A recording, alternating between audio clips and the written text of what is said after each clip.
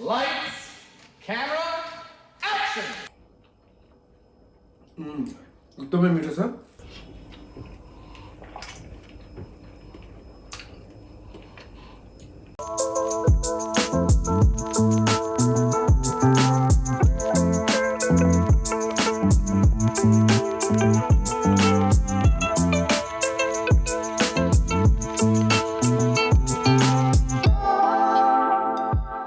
Hello नमस्ते, welcome to my YouTube channel Kuku Jitu. आज चाहिँ म चिकन मोमो बनाउन गइरहेको छु। यस्तो बवाल चिकन मोमो बनाउन गइरहेको छु कि त्यो यस्तो हुन्छ कि जुसी हुन्छ, भित्रबाट टेन्डर पनि हुन्छ र बाहिरबाट सफ्ट हुन्छ। अहिलेसम्म र पहिला र अब आउनेवालासम्म पनि यस्तो खालको चिकन मोमो चाहिँ बनाउन सक्दैन है। ल कसरी बनाउने, ल बनाऊ। वेट सरी, मैले एउटा चिज भन्ने बिर्सेँ। यो रेसिपी चाहिँ सिक्रेट रेसिपी है, कसैलाई पनि भनेन, नेभर।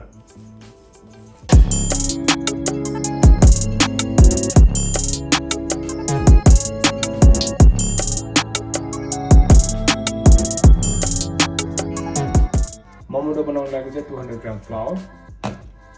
अब चाहिँ हाम्रो फ्लावरमा चाहिँ 100 ml वाटर। फ्लावर र पानी हालिसकेपछि हामीले मजाले मिक्स गर्ने। मजाले मिक्स गर्ने, हाम्रो डोलाई चाहिँ सेमी सफ्ट हुनुपर्छ है। बलमा मिक्स भइसक्यो। अब मिक्स भइसकेपछि चाहिँ हामीले मजाले मार्नुपर्छ। निमा भन्छ नि, हामी डो के 10 मिनट तक गुन्ना है। त्यसै गरेर निमा जसरी भन्छ त्यसरी नै हामीले 10 मिनटसम्म मजाले यसलाई मजाले सफ्ट हुने तरिकाले मजाले मार्नुपर्छ। नेपालीमा हिन्दीमा चाहिँ गुन्ना है, ठीक है, वही बोलता है। मजाले 10 मिनट मारिसकेपछि अब यसलाई हामीले रेस्टमा राखिदिन्छौँ है। अब रेस्टमा राख्ने यसलाई।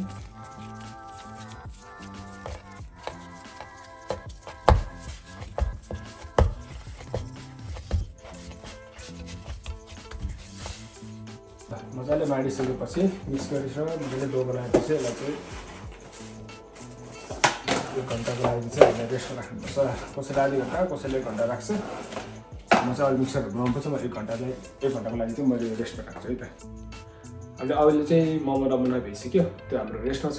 मोमो डो रेस्टमा गइसकेपछि के बनाउनु पऱ्यो हामीले, अब हामीले बनाउनु पऱ्यो मोमो फिलिङ्स।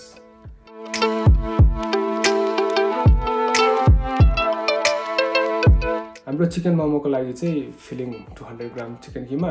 अनि अब यसमा के जान्छ मसलाहरू हेरौँ है त।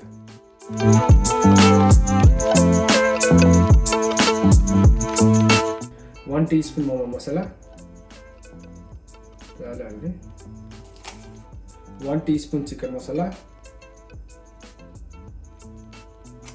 1/2 teaspoon salt,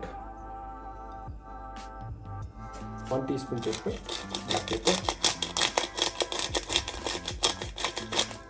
1 teaspoon soya sauce. हाम्रो जिन्जर गार्लिक चाहिँ पिसेको भन्दा चाहिँ ब्लेन्डरमा पिसेको भन्दा चाहिँ हाम्रो सिलौटामा अथवा ओखलमा थिचेको चाहिँ बेस्ट हुन्छ, एकदम राम्रो स्वाद दिन्छ त्यसले। मजाले थिच्यो।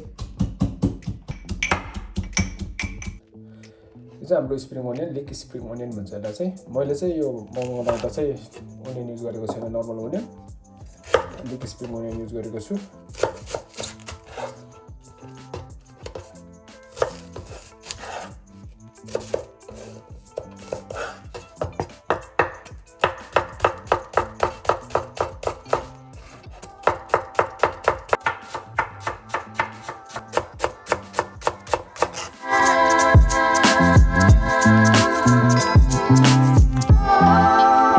Small cup spring onion,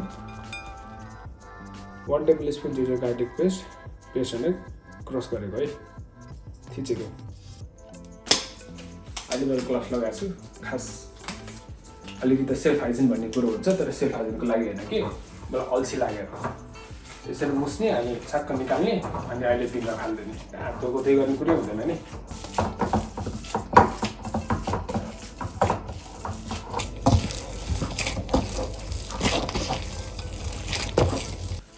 नुन लाग्यो कि लागेन खत्रै बसाछ यार सक्छ त मैले सबै ठिक रहेछ मैले अजिनामोटो नै हाल्न बिर्सेछु भने अजिनामोटो हालौँ ल यो हाम्रो अजिनामोटो गयो ल 1 टीस्पुन जति चाहिँ है यो हाम्रो चाहिँ यो प्योर चाइनिज अजिनामोटो है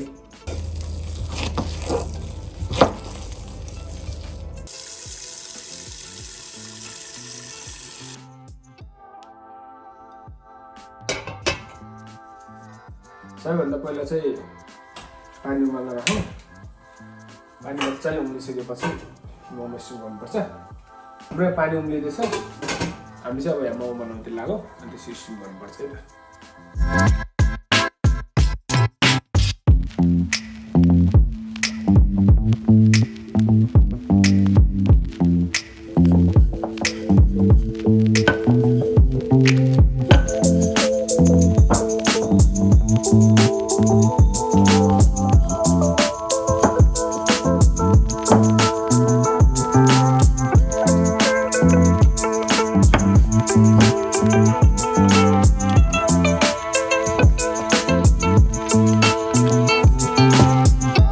त बनाइसकेको छु अब यसमा मैले फिलिङ्स हाल्छु चिकन मोमोको यो फिलिङ्स हालेर अब हाल्न जस्तो मलाई लाग्छ त्यस्तै सेप हो जस्तो चिकन मोमोको अब सेप चाहिँ यस्तो हुन्छ ओरिजिनल सेप चाहिँ अब यो मेरो सिट चाहिँ अलिकति बाङ्गो टेढो छ यदि तपाईँहरूलाई गोलो चाहिएको छ भने चाहिँ एउटा ठुलो खालको कचौरा लिनुहोस् र त्यसले ठक्क काटेर चाहिँ सेप निकाल्नुहोस् ल गोलो चाहियो भने अब यति बनाउने हो भने चाहिँ यति पनि बन्छ जस्तै मैले बनाएँ अब मलाई चिकन मोमो सेप थियो अब चिकन मोमोको सेप चाहिँ यस्तो हुन्छ है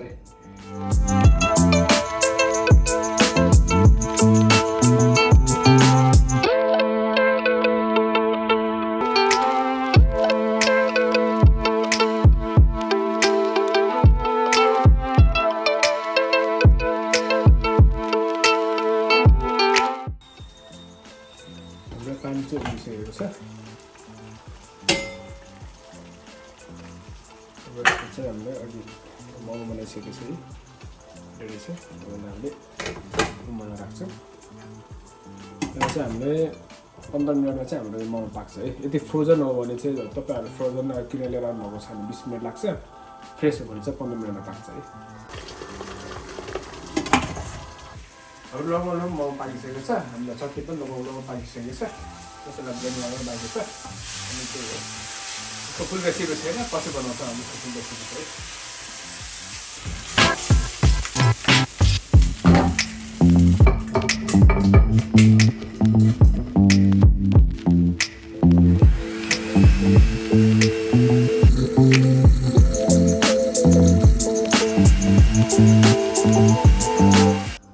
भइसक्यो हाम्रो मोमो पनि पाके जस्तो छ पाके पनि हैन हेर्दा एकदम साइनी अनि सफ्ट छ हेर्नु त कस्तो सफ्ट छ हेर्दै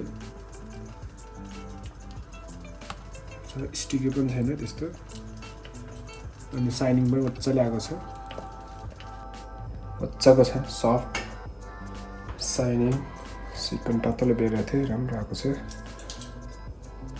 मजाले पानी चाहिँ लगाएर चाहिँ तपाईँले पनि यो रेसिपी फलो गरेर घरमा मजाले बनाएर खान सक्नुहुन्छ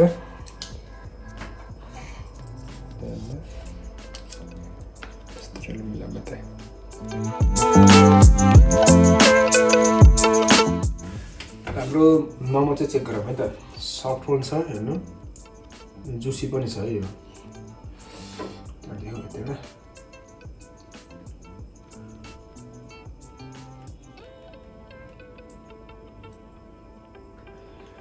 चेक गरौँ है त